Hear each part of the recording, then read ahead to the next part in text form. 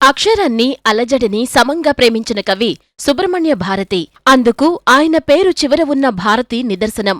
ఆయన జీవించింది 39 సంవత్సరాలే అయినా అటు స్వరాజ్య సంగ్రామంలోనూ ఇటు ప్రజాహిత సాహితీ సృష్టిలోనూ తనదైన చెరగని ముద్ర వేశారు. కన్యాకుమారి నుంచి కాశ్మీరు వరకున్న అఖండ భారతాన్ని తన మాతృదేశమని విశ్వసించిన సుబ్రహ్మణ్య భారతి, భారతీయులు విభజితులై ఉన్నా వారంతా ఒకే తల్లి పిల్లలని, వారి పట్ల విదేశీయులు జోక్యం చేసుకోవాల్సిన పని ఏముందని నిశితంగా ప్రశ్నించారు.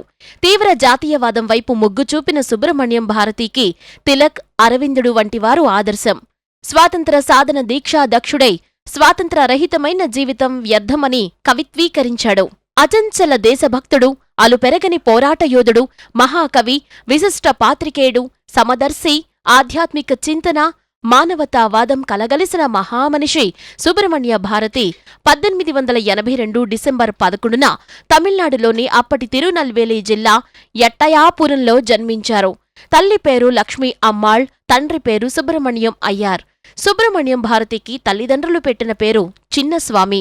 ఆయన ప్రాథమిక విద్యాభ్యాసం తిరునల్వేలిలో సాగగా 11 సంవత్సరాల వయసులోనే కవితా రచన మొదలుపెట్టారు. ఆయన ప్రతిభకు బాల్యంలోనే సరస్వతీదేవి పేరిట భారతి అనే బిరుదు అందుకున్నారు.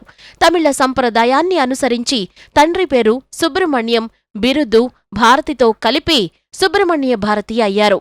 సుబ్రహ్మణ్య భారతి ఉన్నత విద్యాభ్యాసానికి వారణాసి వెళ్లారు. అక్కడ గంగాతీరం కవిగా భారతీ పరిణితికి దోహదం చేసింది. వారణాసి, ప్రయాగ్రాజ్లో సంస్కృతం, హిందీ అభ్యసించారు. ఆ భాషల్లో ధారాళంగా మాట్లాడగల ప్రావీణ్యం సంపాదించడంతో పాటు తెలుగు, మలయాళం, బెంగాలీ వంటి భారతీయ భాషలతో పాటు ఆంగ్లం, ఫ్రెంచ్ వంటి విదేశీ భాషలను సైతం నేర్చుకున్నారు.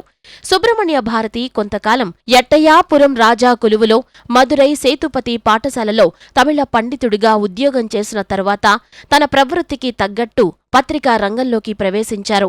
అలా 1904లో స్వదేశీ మిత్రన్ అనే దినపత్రికలో సహాయ సంపాదకునిగా చేరారు.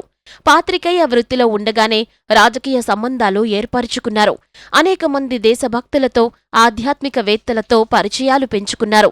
సోదరి నివేదికను కలకత్తాలో కలుసుకున్నారు. ఆమె ఉపదేశం భారతీ వ్యక్తిత్వాన్ని బలంగా ప్రభావితం చేసింది.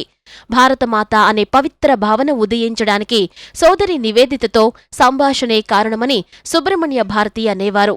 స్వదేశీ మిత్రంలో పనిచేసిన తరువాత తమిళ పత్రిక ఇండియా, ఆంగ్ల పత్రిక బాలభారతంలను సుబ్రహ్మణ్య భారతి ప్రారంభించారు. ఈ 2 పత్రికల ద్వారా భారతి తన ప్రతిభ, సృజనాత్మకతల విశ్వరూపం ప్రదర్శించారు.